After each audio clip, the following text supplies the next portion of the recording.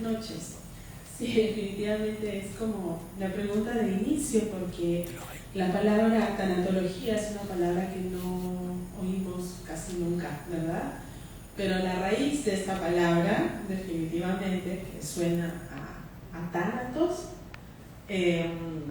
no tiene tanto que ver con la muerte en realidad, sino con la vida. La tanatología es un enfoque, es una herramienta en realidad que nos ayuda a afrontar temas tan difíciles como la pérdida y como la muerte, que son situaciones que todos vivimos, pero de los cuales nunca hablamos. ¿Y cómo podemos hacer para integrar justamente la muerte a nuestra vida? Porque es casi como un tabú, ¿no? Nos gusta mucho compartir estos momentos tan dolorosos, ¿no? Ni pensar sobre eso, ni reflexionar al respecto. Claro que sí, es complejo. Creo que solamente hablamos de la muerte cuando aparece, como si nunca estuviera ahí, presente, ¿no? Y lo tomamos como si fuese lo opuesto a la vida, cuando en realidad no es muy distante a ella. Considero que cada quien, además, en los procesos que acompaño, cada quien tiene su propia idea sobre la muerte, y todas esas ideas surgen por una buena razón, es decir, hay una experiencia personal, sea de apertura o todo lo contrario, que nos hace como vincular desde esa primera experiencia, no solamente con una muerte, sino con nuestra idea de muerte en general. Definitivamente no es un tema feliz, no es algo que se hable en cualquier reunión. Ustedes han venido a mirar una obra de teatro. El teatro lo hemos extrañado muchísimo en la pandemia, ¿verdad? Entonces, de nuevo volver a estos espacios es definitivamente rehabilitar. ¿Yes? ¿Por qué hablamos de la muerte? Porque la muerte también es parte, ¿no? No es que obsesivamente pensemos en ella, pero sí definitivamente es un llamado de acción a la vida. Creo que solamente cuando recordamos que existe, le tomamos real valor a las cosas, a las situaciones y a los momentos que vivimos. Entonces, ¿cómo podríamos, ¿no? Hay muchas personas que me dicen, ¿cómo haces o cómo logras que una persona acepte la muerte? En realidad, nadie se quiere morir. Nadie. Todos, de alguna manera, tenemos una raíz hacia la vida, ¿verdad? Nadie se quiere morir. ¿Cómo hacemos entonces para naturalizar? Definitivamente abriendo espacios, hablando del tema y sobre todo, y lo hemos visto hace un rato aquí, aceptando la vida que hemos vivido, la vida que estamos viviendo, y tratando de mirar aquellos espacios que aún podemos darle vuelta de tuerca para definitivamente estar como más en coherencia y existir de verdad. Y en ese sentido, ¿cómo podemos acompañar a alguien que está atravesando un proceso donde en el corto o mediano plazo puede llegar la muerte? ¿Cómo hacemos ese tránsito más amigable? En realidad creo que todas las personas que estamos aquí hemos sido tocadas por el cáncer de alguna forma, ¿no? Si no ha sido en nuestro cuerpo, ha sido un cuerpo querido, un cuerpo cercano, y hemos, creo que, vivido en carne propia cómo a veces se transforma una relación entre dos personas cuando aparece una enfermedad, ¿no? Es como si aquí se pusiera una muralla y yo ya no te veo a ti, o sea, ya es como si Yanira ya no fuera Yanira, ¿no? Yanira más X, y de eso vamos a hablar siempre que estemos juntas, y todos los temas a veces se relacionan a ello, a cómo está, a qué va a comer, a qué tiene ganas, y en realidad lo que tenemos que hacer es naturalizar. La persona sigue siendo la persona en las cosas que le gustan, que no le gustan. Cuando se nos mete el miedo, hace todo mucho más pesado y difícil, ¿no? O sea, acuérdense, es como, yo no sé nadar, Pero cuando intento flotar y tengo miedo, y a veces cuando veo personas que saben nadar y digo, ¿cómo puede flotar? No, tengo miedo. El miedo pesa. Y cómo podemos vincularnos o al menos mantener el vínculo saludable con alguien que está transitando una enfermedad, porque cuando alguien querido enferma, enfermamos todos, o sea, todo el sistema, ¿no? Entra la enfermedad en todas nuestras relaciones se transforman, todo nuestro universo cambia. Aquí también se ha hablado de un tema importante que es la sexualidad en una persona que está transitando una enfermedad, sea una enfermedad sin compromiso vital o crónica o degenerativa o con una discapacidad severa, porque aún es persona, aún siente deseo, mientras hay enfermedad hay vida, ¿no? Y son aspectos que a veces olvidamos de la persona. Entonces, ¿cómo nos vinculamos? No es que evadimos el tema, pero sí recordamos que esa persona sigue siendo esa persona. Para todos los demás es un diagnóstico, es un órgano, es un tumor, una célula. Para nosotros es la persona que siempre ha sido. Hay que, como digo, rescatarla, ¿no? de ese terror a través de la mirada, de seguir conservando la naturalidad de las cosas. Hay momentos para reflexionar, para ir un poco más allá, para estar, ¿no? Las personas normalmente no nos gusta recibir consejos, y cuando sabemos que alguien está enfermo, lo primero que le decimos es: tienes que comer tal cosa, tienes que ir a tal lugar, tienes que tomar esto, ya no hagas esto, ya no hagas lo otro, y es limitante, ¿no? Acompañémosle en realidad desde la apertura de aceptar, no de oponerse. Aquí pasa al final, ella acepta, y cuando ella no se opone, todo se transforma. Entonces es alguien que ha venido, no el cáncer es alguien que viene en una relación, la transforma, pero la persona sigue siendo quien es, ¿no? Yo siempre recomiendo esto en las comunicaciones que mantengamos con las personas que sabemos que están pasando un mal momento, y a veces es molesto preguntar o no sabemos cómo iniciar, ¿no? Y le preguntamos: ¿cómo estás? Y es como: ¿cómo estás? Estoy enferma, no estoy en el hospital o tal. Vayamos hacia las cosas que sabemos que les gustan, ¿no? No sé, compártele algo, una noticia que has visto, un meme, una canción, algo que te recuerda a ella porque la viste, pero a ella, o a él, no a la situación de enfermedad que vive en ese momento. Te escucho y pienso en quitarle peso a la muerte, ¿no? Recordar que esa persona está viva, que está en ese momento, y normalizar un poco lo que siempre ha sido, sin pensar en ese momento complejo, delicado, que inevitablemente le va a llegar a todos en distintos momentos. Cuando hacemos esto y no tenemos temor y no esquivamos así de puntitas el tema aparece. El tema aparece y de pronto se puede respirar. Y te puede hacer un encargo por si las cosas no salen bien. Y te puede hablar sin temor acerca de lo que le gustaría hacer o que hagan si ya no puede estar, ¿no? Yo me dedico a esto desde el 2008 más o menos, pero en el 2021 perdí a mi mejor amiga, mi hermana del alma, por cáncer. Fue duro porque más allá de todo lo que he estudiado, de todo lo que hago, de todas las historias que acompaño, fue intentar mantener la naturalidad, ¿no? Con ella en nuestra relación, en nuestro vínculo. Y al esfumarse el miedo, como digo, aparecen también los compromisos, es decir, aparecen los encargos que dejan con mucha más tranquilidad a la persona, porque no le digo: no digas que te vas a morir, eso no va a pasar.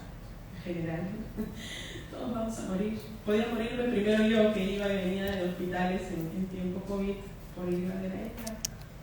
En fin, nos vamos a morir todos, pero el poder escuchar y acoger el encargo de alguien también te ayuda a ir elaborando un duelo sano, ¿no? Un duelo más conectado con las voluntades de la persona, o simplemente conversar el tema, ¿no? de la muerte, o de qué pasaría si yo quisiera que pongan tal canción, quisiera que hicieran tal cosa, o no quisiera esto. Ay, está bien. Acuérdate que La pérdida y las múltiples pérdidas a través de una enfermedad tú no las eliges, pero si eliges la forma en la que las vas a afrontar, si eliges la manera en la que haces el duelo. Y en un mundo de una persona que está transitando una enfermedad en la que va sintiendo que pierde, entre comillas, el falso control, porque ¿verdad? En incertidumbre vivimos siempre, pero el control de las cosas o de las capacidades del cuerpo, de pronto un día puede estar sentada, al día siguiente ya no tiene fuerza para pararse, o ya no puede ir al baño por sí misma. Entonces, en un mundo en el que va perdiendo las capacidades, en el que va perdiendo las decisiones, que pueda afrontar y decir yo quiero esto, yo quiero que digan o que cuenten o no quiero, de pronto le devuelve, ¿no? Esa dignidad que tenemos al decidir sobre nosotros. Ahora me gustaría abrir la conversación, no sé si alguien tiene alguna pregunta, comentario, quiere decir algo.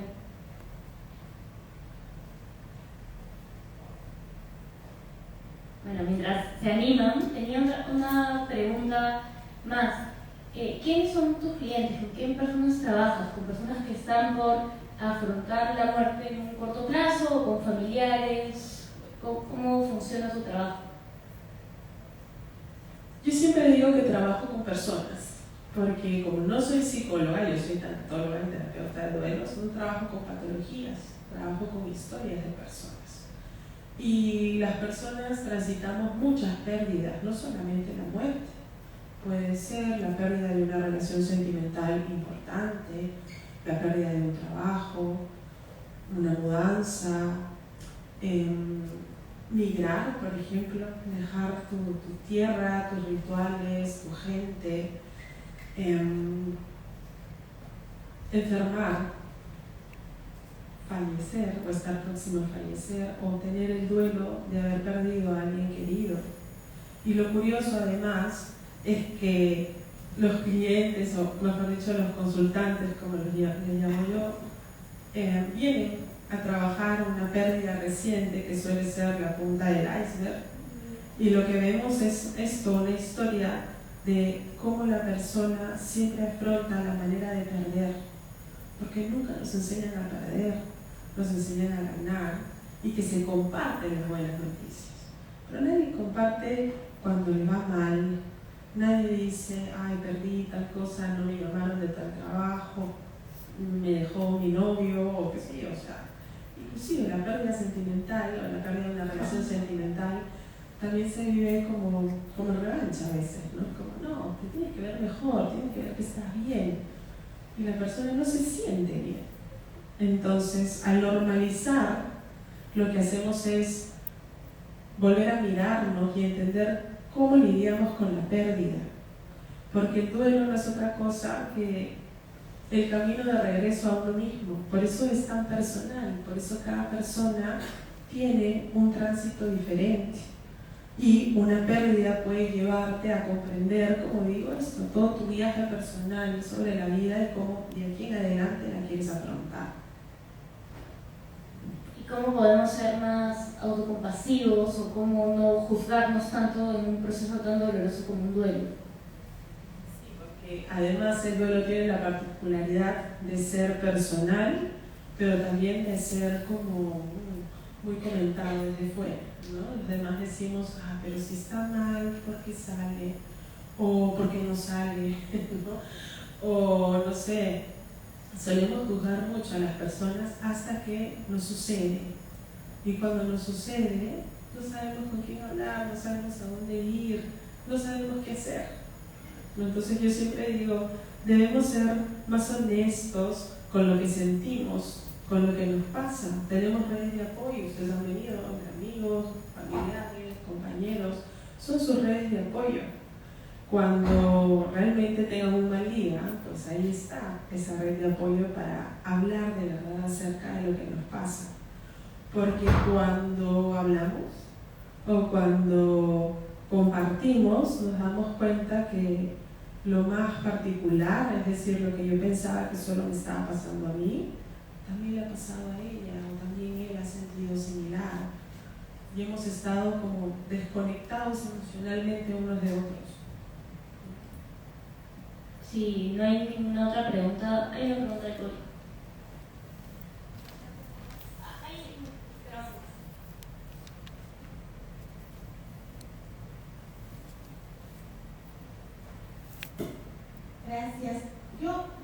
pregunta, quería hacer como algunos elementos de reflexión que me tocó un poco al ver la muestra y también lo que mencionan ahora en este compartir. Uno primero es acerca de, si bien la muerte, pero el dolor. Siento que vivimos una sociedad tan egoísta, en donde buscamos tanto el placer, el éxito, bastante superficial, que a veces cuando tenemos situaciones de dolor, de pérdida, de situaciones en las cuales uno no tiene control y tratamos de huir, ¿no? Nos colocamos en papel de víctima, porque a mí, y esta pregunta que la hacía la psicóloga, ¿no? ¿Qué lecciones positivas te saca esta situación? Te confronta, porque te coloca en otro lugar, y creo que el dolor es un gran maestro, o sea, es un maestro para darte cuenta, por un lado, el tema de tu relación con tu cuerpo, ¿no? O sea, de verlo primero imperfecto porque o no cumple con expectativas que te creaste, a verlo fuerte, guerrero, ¿no? En esa capacidad de ponerlo al límite y sobrevivir. Eso me parece maravilloso. Creo que poder redefinir el dolor y en el sentido de verlo como un maestro de las enseñanzas, sacar todas las lecciones aprendidas de procesos tan difíciles, nos hace transformarnos, ¿no? Y vernos a nosotros mismos desde la autocompasión y ver a los demás desde esa forma. Creo que nada, lo que aquí me mueve bastante es, me quedo con el tema de la autocompasión, me quedo con la sabiduría y la fortaleza que nos trae el dolor y de transitarlo para poder ver esas heridas que muchas veces lo pateamos y que no queremos ver, y que es una oportunidad para revisar, sanar nuestros vínculos y con nosotros mismos. Sí. Gracias a ti.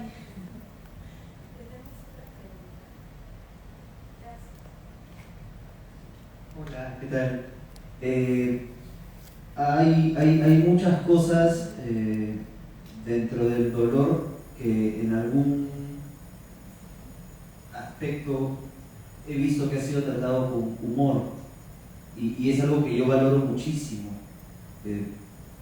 Como anécdota, cuento que un amigo perdió una pierna en un accidente de carro, y de pronto cuando nos decía, oye, voy a tu casa, voy con un pata, tenía solo un pie, entonces nos jodía siempre con eso. En tu caso, hay formas de tratar, de ayudar, de alentar con humor, o te ha tocado algún paciente, algún consultante, como tú lo dices, que te haya llegado con un sentido del humor particular que ayude a su tratamiento?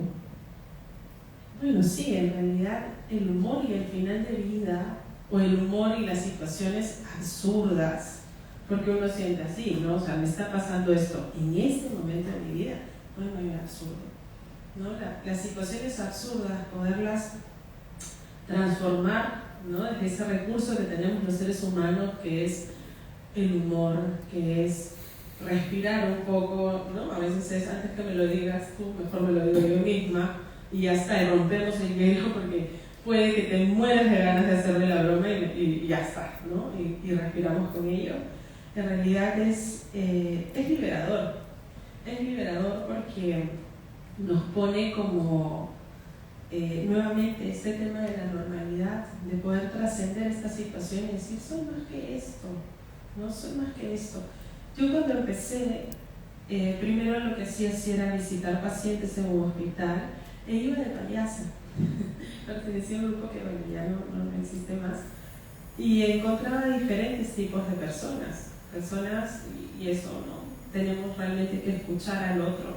Hay personas a las cuales les puede doler una broma, pero hay otras que sí, que la están esperando o que desean hablar de eso, ¿no? Que puedes usar también yo siempre digo, las palabras son súper paliativas, puedes usar la palabra desde ahí, como digo, es mantener la naturalidad. Si tú tienes un amigo bromista, es como, no puede ser todo tan ceremonial porque está enfermo. Definitivamente se debe estar así explotando de hacer una broma o de reírse un poquito acerca de su situación, ¿no?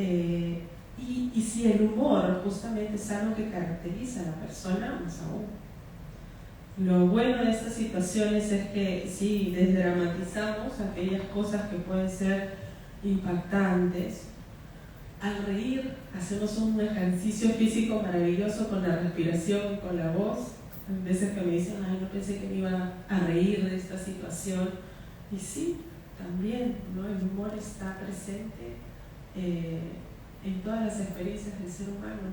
Hay situaciones tan absurdas como esta, ¿no? A través de una enfermedad, darte cuenta que sí quieres estar vivo, que no te quieres morir, pero tiene que pasarte este límite para entenderlo recién. Cuando estabas bien, no.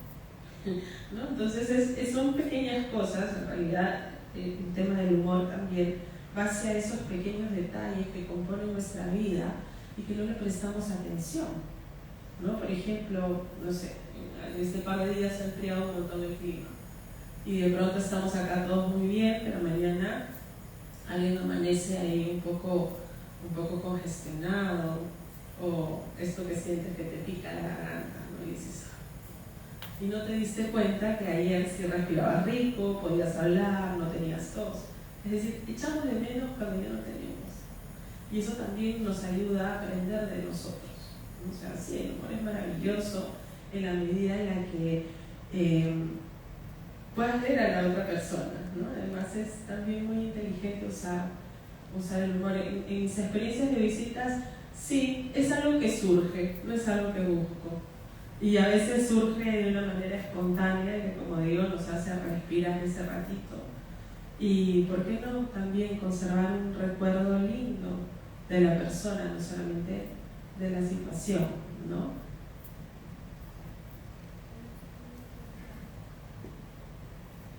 Hola, creo que el dolor es todas las personas están aquí, creo, porque el dolor se está uniendo en este momento. Y para que empaticen un poco mi situación, yo tengo 20 años, acabo de perder a mi papá hace 2 meses y quería preguntarte cuál es la manera más sana para poder sanar ese proceso de duelo, porque sé que ahorita yo estoy en el proceso de negación, estoy tratando de aceptar de que mi padre ya no va a estar en mi logro, en mi vida, en mi carrera. Cuando logre tener hijos, ya nadie va a decir mi abuelo, ya no voy a decir mi papi, logré esto. Y siento que la figura paterna en la vida de una mujer es muy crucial. Hola, gracias por venir y gracias por preguntar.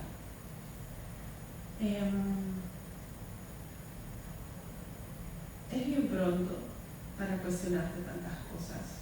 No, yo te diría, a veces nos queremos poner tareas, ¿no?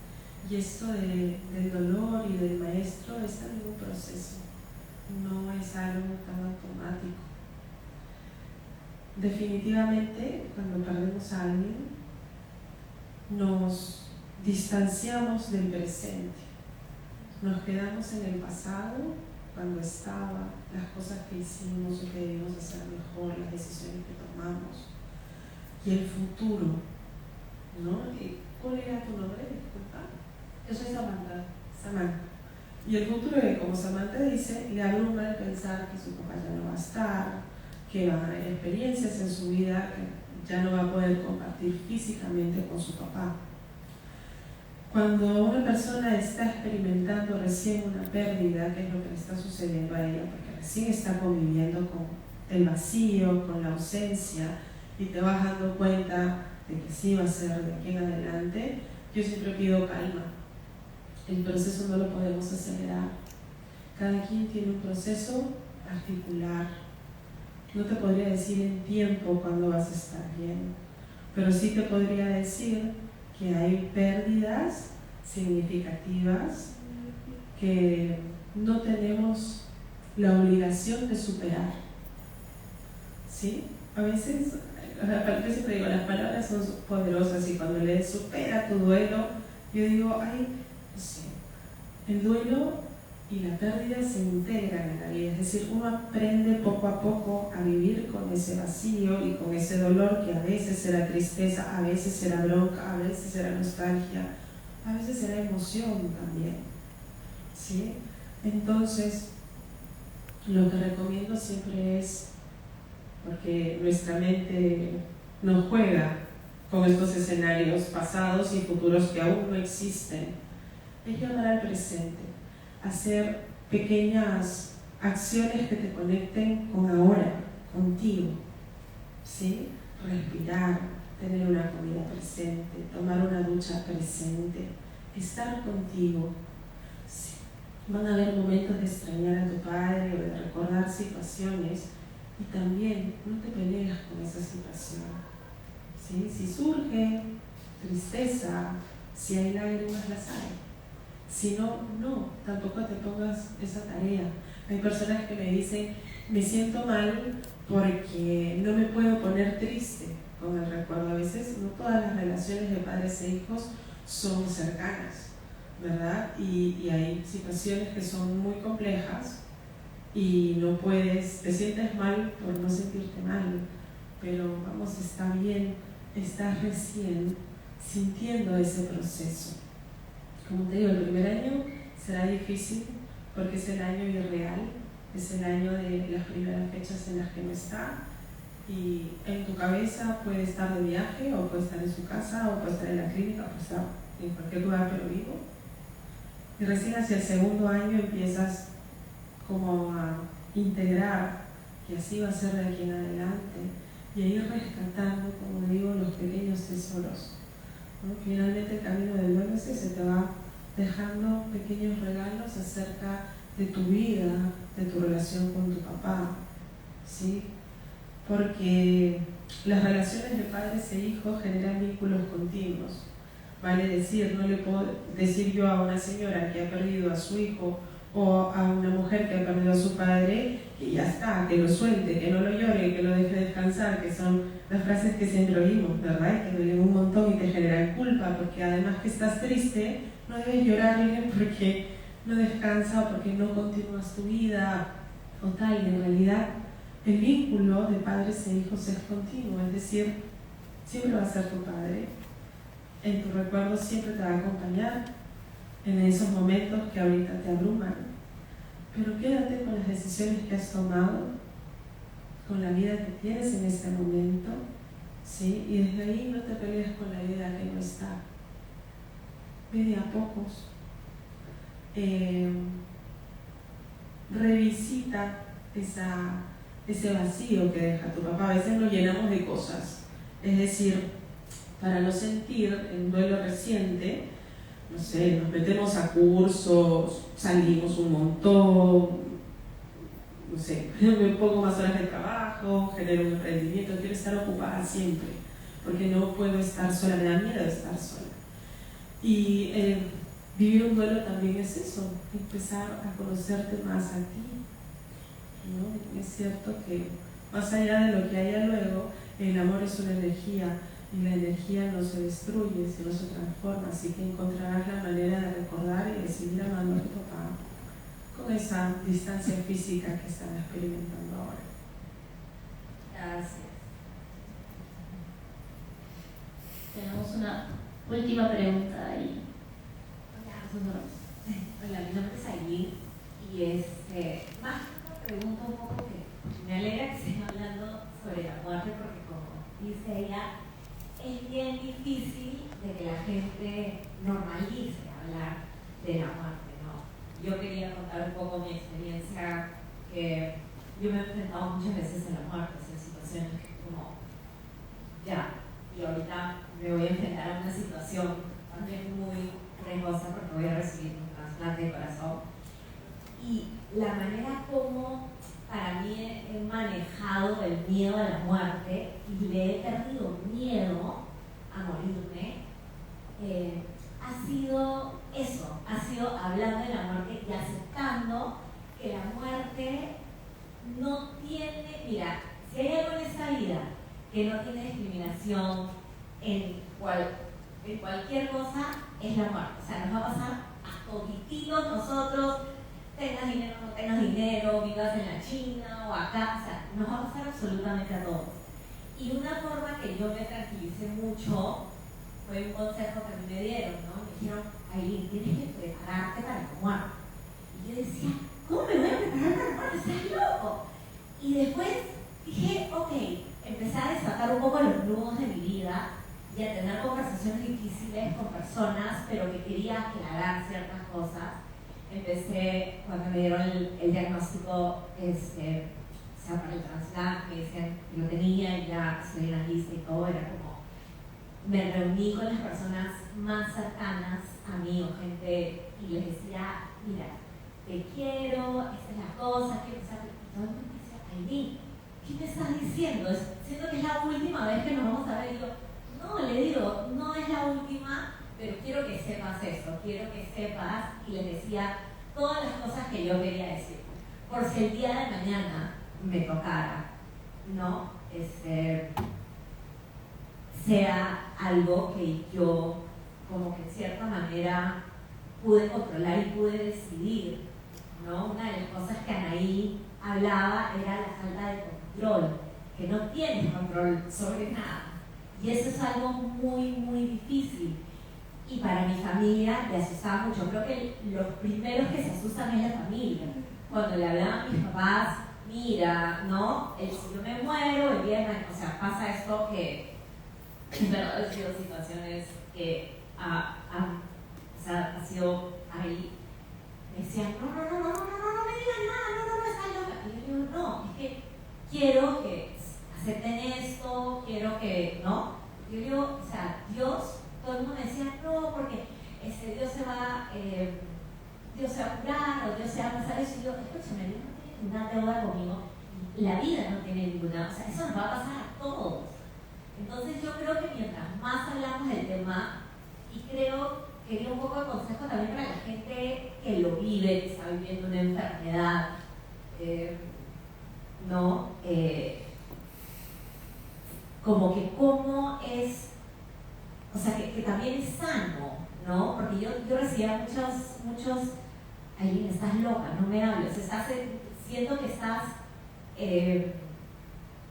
como, no quieres enfrentarte y siento que estás como dejándote llevar o ya te das por vencida. Y yo, es que no me voy a dar por vencida, pero quiero decirte estas cosas especiales, ¿no? O sea, yo he llegado al punto hasta de poner las canciones que quiero en mi velorio, de lectura más o menos que quiero, o sea, cosas así que mi mamá y mi papá estaban como asustadísimos, pero ya le perdí el miedo, esa ansiedad que tenía, ya no la tengo. Entonces, no sé, es algo que es difícil al principio, pero creo que después ayuda muchísimo. A mí me ha dado mucha paz. Muchas gracias a todos por compartir, por estar aquí. Gracias también por acompañarnos y compartir tu experiencia. Y nada, quería invitarlas a que pasen la voz sobre la obra, que sigamos hablando sobre este tema, a hacernos chequeos para prevenir cualquier enfermedad. Y muchas gracias por estar aquí.